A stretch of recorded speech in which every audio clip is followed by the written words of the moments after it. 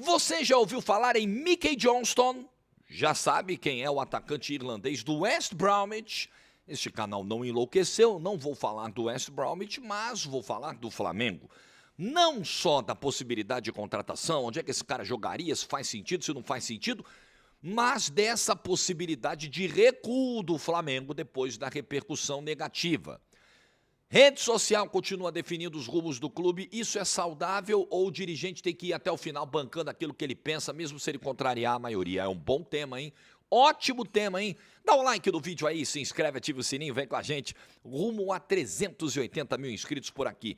Método BWay, canal do Jorge Igor, últimos dias da promoção. Você vai aprender inglês, não vai pagar nem R$30 por mês, no método mais bem avaliado da internet e ainda vai concorrer a 5 camisas oficiais de futebol. Você pode levar a camisa do seu time do coração. Você pode dar um presente duplo para alguém. Um inglês e uma camisa de futebol. Olha que maravilha. Método BWay, o link está na descrição e no comentário fixado. Últimos dias da promoção. Corre para aproveitar. Beleza? Muito bem. Mickey Johnston. Eu confesso que não fui um grande apreciador do futebol deste irlandês, não acompanhei as suas últimas temporadas, a sua saga, primeiro no Celtic, depois agora no West Bromwich, não tinha tantas informações assim, fui procurar saber. Ele é um atacante de 26 anos, é um ponta, preferencialmente um ponta pelo lado esquerdo, pode jogar ali como meia esquerda também, mas é um ponta pelo lado esquerdo. É um cara que corta, né, da esquerda para dentro para finalizar ou para dar assistências. No Celtic da Escócia, pelo que eu pesquisei, ele jogou do outro lado e não rendeu, jogou pelo lado direito, foi deslocado para a direita e lá ele não rendeu. E aí ele agora joga pelo lado esquerdo, né, tem alguns gols, algumas assistências por ali. Os números dele na última temporada, pelo West Bromwich, foram, digamos, modestos. Ele foi titular em 25 de 41 jogos que disputou, marcou 3 gols e deu 5 assistências. Nada assim muito empolgante, né? Na temporada anterior, 23-24, foram 7 gols e 2 assistências. Foi a melhor temporada dele na vida, também pelo West Bromwich. Ele jogou as 2 últimas temporadas pelo West Bromwich, e também passou um tempão no Chelsea, né? Do Celtic, perdão, da Escócia. Aliás, ele é escocês e joga pela seleção da Irlanda. E ele passou várias temporadas no Celtic, inclusive vindo da base. E tem passagens também pela seleção da Irlanda, nada muito marcante, já tem 26 anos de idade. E aí o Flamengo, no mapeamento lá do Boto, e com certeza com o aval do Filipe Luís também, né, que provavelmente, você pensa, né, ele é um ponto esquerda, pelo menos lá no West Bromwich ele joga assim. Filipe Luís hoje tem Michael, que a torcida tem criticado, Cebolinha, será que o Flamengo pensa em vender um dos dois? É uma associação lógica que a gente faz, né, uma hipótese que me parece estar muito conectada com a chegada de alguém para a ponta esquerda, vai sair alguém, né? Ou vai sair o Michael ou vai sair o Cebolinha. Às vezes até o Bruno Henrique joga ali pela ponta esquerda. Então, imagino que ele chegue para fazer a ponta esquerda. O que eu vi de vídeo desse cara foi muito presente por ali. Chegando em linha de fundo e fazendo cruzamento, pegando essa bola na lateral, cortando para a entrada da área e batendo. É ali que ele joga. E é onde jogam o Michael e Cebolinha. Pois bem, o Flamengo estaria disposto a pagar 37 milhões de reais por esse cara. Lembre-se que o Flamengo acabou de vender o Gerson e colocou 160 milhões de reais para dentro do seu caixa. Então, o seu Johnston representaria um gasto, um investimento de 1/4 praticamente daquilo que o Flamengo recebeu pelo Gerson. Se você for olhar pela realidade atual do mercado, pô, Jorge, 37 milhões de reais por um ponto esquerda que vem da Europa, pô, tá barato. Alguns podem dizer isso, mas quando a gente olha os números desse cara, que me parecem muito modestos, repito, não chega a ser assim uma contratação que empolga e talvez os 37 milhões de reais fiquem caros. 5 milhões de libras, né? Eles trabalham com a libra lá na Inglaterra. 37 milhões de reais talvez fique caro por um jogador dessa qualidade, desse calibre. Não é reforço que chega para resolver, né? É reforço que você olha e fala, tá, vai compor, mas você vai gastar 37 milhões de reais para compor elenco, não sei se faz sentido. E também, além do torcedor do Flamengo torcer o nariz pelos números que esse cara teve aí nas últimas temporadas, o torcedor do Flamengo também está escaldado com essa história da contratação do Juninho. Mas o Juninho custou 31 milhões de reais. O Flamengo pagou, na época, 5 milhões de euros para o Karabag do Azerbaijão. Sim. Aliás, fez até um parcelamento desse valor. Aí o torcedor pensa, tá, você gastou 30 milhões de reais no Juninho, vai gastar agora 37 no Mickey Johnston, e talvez sejam dois jogadores equivalentes, com passagem sem nenhum brilho, sabe? O torcedor do Flamengo ligou uma coisa a outra, falou não. Aí começou a pressão de rede social, internet, pá, pressão, não pode trazer esse cara, é um absurdo trazer esse cara, onde é que o Boto tá com a cabeça, onde é que o Felipe Luiz tá com a cabeça, Flamengo não é pra isso, Flamengo não é pra experiência, nós estamos no meio da temporada, a janela inclusive abre agora dia 10, tá? Abre essa semana. Nós estamos no meio da temporada, não é hora de trazer jogador pra isso, tem que chegar pra resolver, o Gerson foi embora, o Pedro outro dia tava dizendo aí que se chegar a proposta, leva, pô, aí vai chegar um cara pra banco. Eu confesso que compreendo esse sentimento do torcedor do Flamengo. Acho que realmente é um risco alto e, como eu disse no vídeo de ontem, riscos num futebol tão caro como o nosso, tão competitivo, tão equilibrado como o nosso, eles precisam ser muito bem medidos antes de serem assumidos. Muito bem, você não tem margem para erro no futebol brasileiro. Não tem. Ainda mais na nossa cotação, cara, de 1 para 5, 1 para 6, com euro, com dólar, com libra, não dá, a gente não pode jogar dinheiro fora. E me parece que é uma contratação com muito mais risco num primeiro momento do que qualquer outra coisa. Quer dizer, certeza de sucesso a gente não tem com nenhuma contratação. Mas evidentemente que algumas contratações te dão uma possibilidade maior de êxito. Essa aqui eu também olho e falo, caramba, da onde que tiraram? Não é possível, eu sei que o mercado tá difícil, mas da onde que foram tirar o tal do Mickey Johnston? E aí o Flamengo estaria recuando da contratação. Só que tem um problema aí. Camarada já conversou com o Felipe Luiz. Camarada tá com passagem marcada para chegar no Rio de Janeiro amanhã, terça-feira.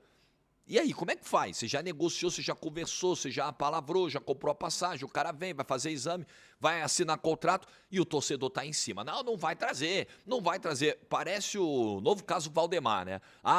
Fora Valdemar, fora Johnston. O cara nem chegou, o cara nem assinou um contrato. Pode ser, e aí nós vamos entrar nessa coisa da pressão do torcedor e se isso é benéfico, se não é, se o dirigente tem que se deixar levar por isso, se não tem. Primeiro de tudo, nós já estamos há muito tempo acompanhando futebol, né? Eu trabalhando daqui, você daí, com certeza já assiste, acompanha, lê sobre futebol, ouve há muito tempo. Essa coisa de jogar a contratação para a opinião pública, para medir, para sentir a temperatura e depois decidir se vai dar o passo ou não, é velha, né? Isso a gente conhece há muito tempo, muito antes de rede social. Você ligava, antigamente funcionava assim, ó. O dirigente tinha lá um nome de um treinador na cabeça, ou até mesmo de um jogador. Surgia na sala da diretoria a ideia, não, queremos contratar o fulano. Aí alguém chega para o presidente, algum diretor, algum dos seus pares e fala assim, presidente, eu acho que a torcida não vai gostar muito desse nome não, porque, pô, ele já não ganha nada há muito tempo, porque, pô, ele estava num rival, porque, sei lá, seja qual for o motivo. Aí o presidente fala assim, verdade. Então vamos fazer o seguinte, vamos soltar essa informação na imprensa e vamos ver a repercussão. Aí, alguém dentro do clube ligava para um repórter numa rádio e falava, o clube está interessado no fulano de tal, corre atrás aí. Aí o repórter ia lá, ligava para as fontes, ligava para o empresário do fulano de tal, e tá negociando mesmo, pum, jogava no ar. 5 horas da tarde, pá, metia a notícia no ar. Ou então, às vezes, era um colunista do jornal. Ligava alguém da diretoria, alguém de dentro do clube, alguma fonte, olha, pode publicar aí, ó, que o fulano interessa. Aí, dia seguinte, estava lá, na notinha do jornal. Aí você via repercussão. Aí o torcedor reclamava, ligava para a rádio, entrava no ar, puto da vida, mandava cartinha pro jornal, revoltado aí, opa, vamos recuar. Ou então, beleza, tá dividida a galera, vamos para cima. Isso é velho. Eu não sei se aconteceu nesse caso, eu não sei qual foi a dinâmica da publicação dessa história. Mas só estou querendo ilustrar que há muito tempo, muito antes da internet, dirigente de futebol se pautava pela opinião da arquibancada. Isso não é novo. Então, o Flamengo recuar agora, porque o X, o Twitter, em peso, a Flá TT que a galera chama, né? Em peso foi contra a contratação, me surpreenderia zero diante da cultura do futebol brasileiro. Agora, me surpreenderia um pouco por ser o José Boto voltando atrás.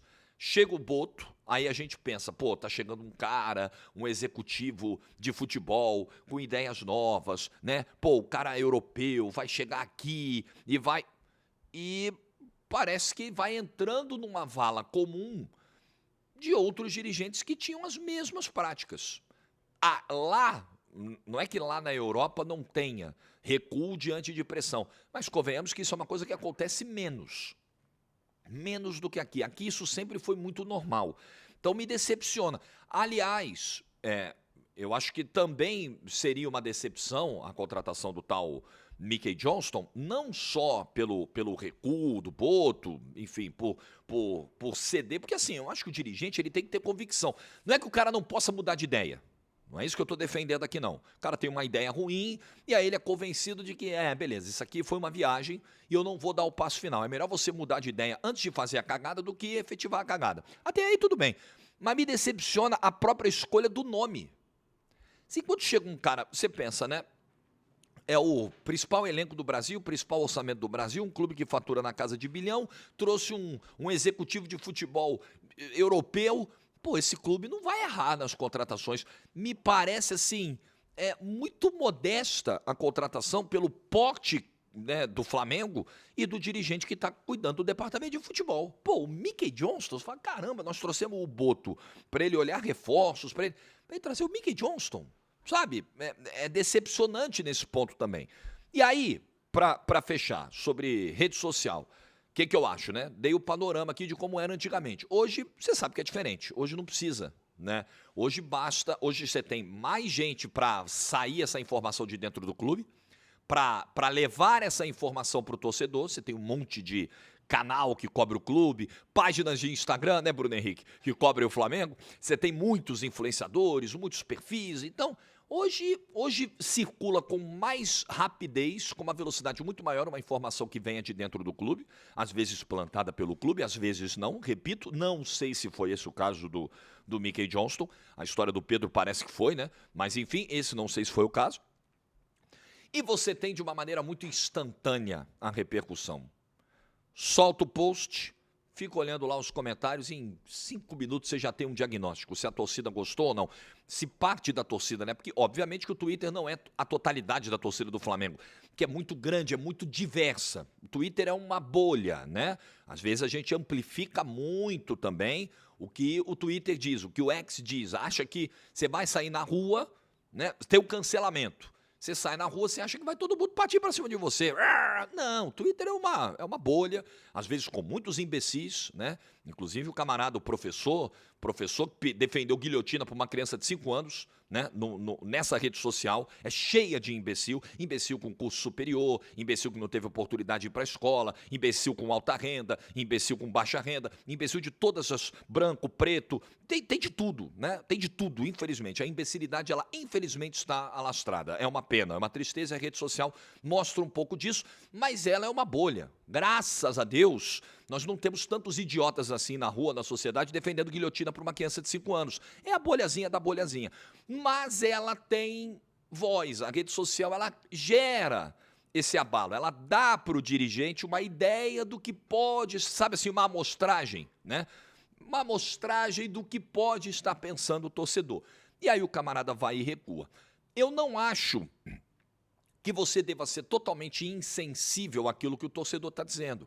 Então, eu por exemplo, eu tenho muita preocupação em fazer uma separação da opinião tola, da opinião às vezes maldosa, daquela opinião que é divergente com argumentos, né? Não tem a pretensão de achar que, eu sou um jornalista há 22 anos cobrindo futebol, eu entendo de futebol, o torcedor não entende nada. Eu não vejo dessa forma. Eu acho que tem muita gente, tem uma boa parte da nossa audiência que sabe mais do que a gente. Isso é óbvio, que acompanha mais, né? Que tem uma visão melhor do que a nossa. Claro que tem, é óbvio que tem. Não são todos, mas também não é todo mundo que é idiota, maldoso. Não é, claro que não é. Então, às vezes é difícil fazer essa separação, mas é importante você fazer essa separação. Então, eu não vejo que seja um problema ouvir o clamor da arquibancada. E, inclusive, muitas vezes eu já fiz vídeo aqui dizendo o seguinte, pô, o torcedor, o jornalista que não frequenta mais a arquibancada, ele perde um pouco dessa conexão e do entendimento do que é o sentimento do torcedor. O jornalista jamais pode se distanciar da arquibancada. Claro que ele não vai conseguir frequentar a arquibancada em todos os jogos, muitas vezes, dependendo do quão conhecido, famoso ele é, fica mais difícil, até uma questão de segurança mesmo, né? Questão de integridade física, de frequentar alguns ambientes dentro do campo de futebol, mas não pode, assim, sempre que possível, o jornalista tem que ter esse contato. E sempre que possível, eu acho que o dirigente precisa entender o que o torcedor está sentindo. Agora, se ele tiver muito convicto da decisão, ele tem que ir com a decisão até o final. Ele tem que levar em consideração a opinião do torcedor, ele tem que ouvir. E algumas vezes, quando não estiver tão convicto assim, ele pode até recuar, mas ele não pode recuar sempre. O meu ponto é, o dirigente não pode pautar 100% das suas ações naquilo que é dito na rede social. O dirigente tem que ter algum nível de convicção. Você comandar clube assim, joga pro X, vê o que o X me diz e aí eu vejo se vou fazer ou não, eu acho muito ruim. Não sei, repito, se foi o caso, mas é possível que aconteça. Acontece, tá, gente? Acontece. Vou confidenciar aqui. Recentemente eu conversei com uma pessoa que trabalha diretamente no gabinete, na sala de um presidente de um grande clube do Brasil. E essa pessoa me falou, olha, tem um problema, viu? Tem um problema com o nosso presidente, assim, uma coisa que eu tô ali trabalhando com ele, administrando. Aí ele pegou o celular e mostrou assim para mim, isso aqui, ó, rede social.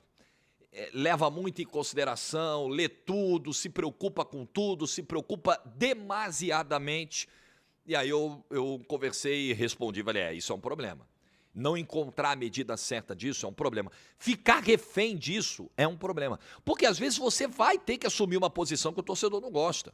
Você vai ter, não tem jeito, não tem jeito. Às vezes você vai ter que comprar um pouco da minha vida aqui, né? Às vezes eu vou fazer vídeos em que 90% da audiência vai estar ao meu lado. Nossa, muito fácil. Dia maravilhoso, né? Pô, ninguém tá te xingando, tá tudo bem.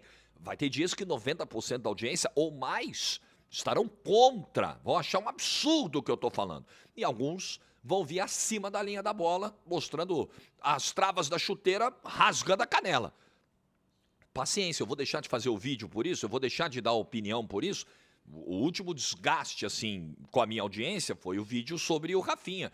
Eu continuo defendendo que acho um absurdo jogador emendar uma temporada na outra, sem férias, sem descanso para a mente, sem descanso para o corpo, independentemente do quanto ele ganha. Ponto final. Continuarei achando um absurdo e boa parte da minha audiência não tem esse entendimento e vai achar um absurdo e vai misturar as coisas e vai dizer que, mas porque o Rafinha é milionário, ele pode, quem não pode é o trabalhador que ganha pouco. Eu acho que todos têm o direito a férias, tanto o trabalhador que acorda às 5 da manhã para pegar 2, 3 condições, quanto o trabalhador que ganha o que o Rafinha ganha. É um direito humano ter férias, ter descanso, ter tempo para a família, ter tempo para casar, né? Sabe o Diogo Jota, que infelizmente perdeu a vida semana passada? Ele casou durante as férias. Porque se o cara para no meio da temporada para casar, lembra o Douglas Costa? Grêmio na reta final, arrebentado, indo para a segunda divisão. Não, Douglas Costa não vai poder jogar porque ele vai para o Rio de Janeiro, casado, Copacabana Palace. Mas como assim com a temporada em andamento? Por que não espera as férias? Pois é, e tem gente que acha que o jogador não tem que ter férias. Mas aí, se ele assume um compromisso no meio da temporada, a torcida reclama também. Então, enfim, só voltando rapidamente a esse vídeo, mas puxando de volta aqui, para não mudar tanto o assunto. Então, eu acho que você, às vezes, tem que remar contra a maré. Faz parte do jogo, faz parte do jogo. Ter uma opinião impopular, uma decisão impopular. Desde que você esteja convicto daquela decisão. Não parece ser o caso aqui do Mickey Johnston.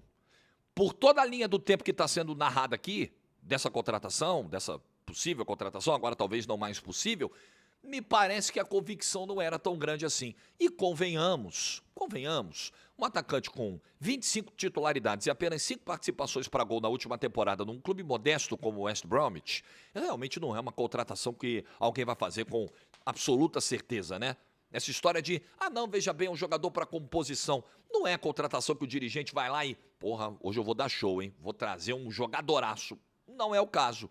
E aí, quando é frágil, desde o início, desde o alicerce não é frágil, não adianta. Primeiro vento vai cair. E o vento veio da rede social. A rede social, os rubro-negros, sopraram contra essa contratação e, pelo visto, ela foi parar no chão. Vamos aguardar as próximas horas, porque parece que vai rolar um grande constrangimento aí com o cara. Com a passagem marcada e talvez, galera não quis não, hein? Fica por aí mesmo. Imagina? Papelão, né?